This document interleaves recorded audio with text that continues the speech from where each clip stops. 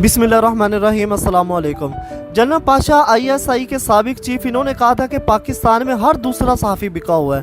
पाकिस्तान के अंदर CIA सहाफ़ियों को औरतें शराब और पैसा देकर ख़रीदती है और फिर ये ISI और पाकिस्तान के नज़रिए के ख़िलाफ़ काम करती है। और ये काम CIA पाकिस्तानी सहाफ़ियों को ख़रीदने का काम बहुत आसानी से करती है। इसके लिए इन्होंने सिर्फ औरतें, पैसा और शराब देनी होती है।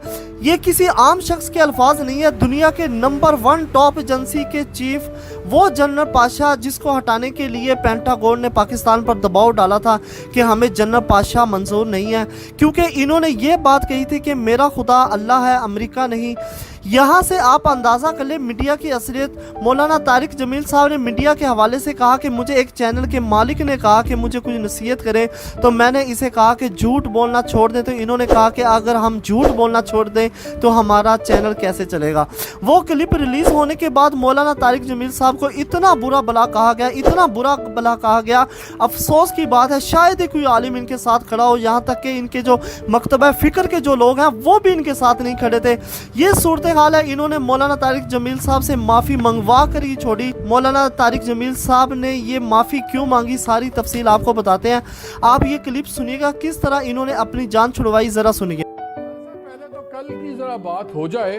आपने कल बड़े सख्त अल्फाज इस्तेमाल कर दें। अगर आप चाहें तो मैं प्ले कर सकता हूं। डू यू वांट कि मैं पहले प्ले कर दूं 30-40 सेकंड की रिकॉर्डिंग? नहीं चलें, ठीक है। प्ले करने की आपने कल एक तो जब आपने बात की से मैं सवाल कर लूँ मौलाना साहब, बिल्कुल आप ही की जवाब। जी फरमाएं। एक मिनट फरमाएं। मुझे आप देखिए, तो हामिद मीर साहब बैठे हैं। हामिद मीर साहब भी बैठे हुए। अच्छा, दुनिया में कोई ऐसा इंसान नहीं जो खता से पाक, बड़े से बड़ा अल्लामा हो, जाहिद हो, शेख हो, नबी के सिवा हर आदमी की ज़बान लड़खड़ाती है और ये इंसानी फितरत है और उसका एतराफ न करना ये शर्मानियत है। तो मैं इतना बोलता हूँ तो मैं अपने इन कलिमात को जस्टिफाई नहीं कर रहा बल्कि माजरत कर रहा हूँ। हामिद मीर साहब से भी मैं माफ़ी चाहता हूँ, आपसे भी, और दूसरे बैठे हैं उनसे भी, मौलाना ताहिर अशरफी साहब बैठे हैं, आप सबसे जो भी मीडिया से मुताल्लिक हैं, मैं आप सबसे माफ़ी चाहता हूँ। मेरी कोई आर्गूमेंट नहीं, मेरी कोई दलील नहीं, मुझसे गलती बस। आपने सुना, असल में ये जो मोहम्मद मालिक जो बैठे हैं, इमरान खान के धरने के दिनों में इन्होंने एक इंटरव्यू दिया और इस इंटरव्यू में इन्होंने कहा कि मोहम्मद मालिक के ऊपर करप्शन के चार्जेस हैं और हामिद मीर वो शख्स है जिसने ISI के चीफ के ऊपर इल्ज़ाम लगाया था कि इसने मुझ पर हमला किया। और इसके बाद सूरत हाल ये हुई कि जब ISI ने रिपोर्ट तैयार की तो पता चला कि वो सारे का सारा इल्ज़ाम झूठा था और हमारी अदालतें सज़ा नहीं दे पाई क्योंकि यहाँ जज़ा और सज़ा का निज़ाम नहीं है। मौलाना तारिक जमील साहब ने जो माफ़ी मांगी है, असल में इन्होंने जान छुड़वाना चाहिए। इन्होंने आकर ये बात कही कि एक अच्छे कोर्स के लिए, और इसमें इन्होंने कौम को नसीहत की क्योंकि कोरोना आप समझे एक अजाब आया है पूरी दुनिया पर, तो आप इसमें आप क्या कर सकते हैं। तो आप जो जो इनके महरक़ात हैं, फांसी है, बदकारी है, झूठ बोलना, ख़यानत करना, सबको हाईलाइट किया, लेकिन जानबूझकर लिबरल फसादी तबके के ज़रिए और मीडिया के ज़रिए मौलाना तारिक जमील साहब को इतनी गालियाँ पड़वाई कि आपको जनरल पाशा की वो बात सच साबित होती नज़र आ रही है।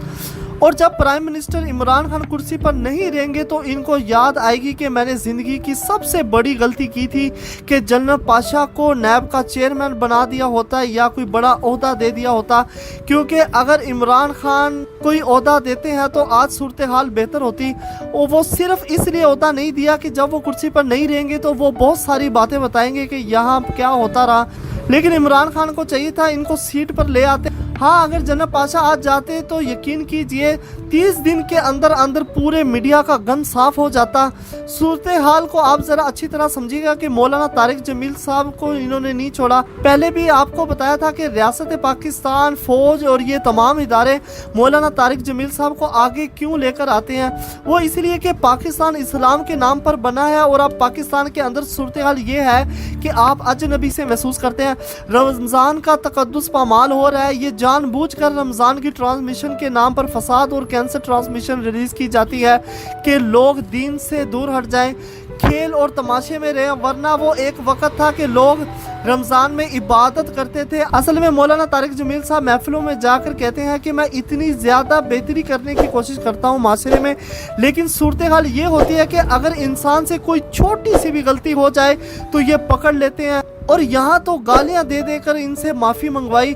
आप अंदाज़ा करें कि मीडिया के एंकर या इनके मालिक का नाम लेते हैं तो आप ज़रा हामिद मीर से पूछिए और इन तमाम सहाफ़ियों से पूछिए कि आप जब अपनी खबरें लगाते हैं तो फिर कहते हैं कि ज़राए ये कहाँ से खबरें आती हैं, ये मीडिया किस तरह काम करता है। आपकी स्क्रीन पर एक किताब की पिक्चर चल रही है, कभी आपके पास टाइम हो तो आप पढ़ना कि आपको सारी सूरत हाल समझ आएगी कि CIA इनको किस तरह हायर करती है। जना पाशा का वो बयान बिल्कुल ठीक है, CIA पाकिस्तान के हर दूसरे सहाफ़ी को खरीद चुकी है।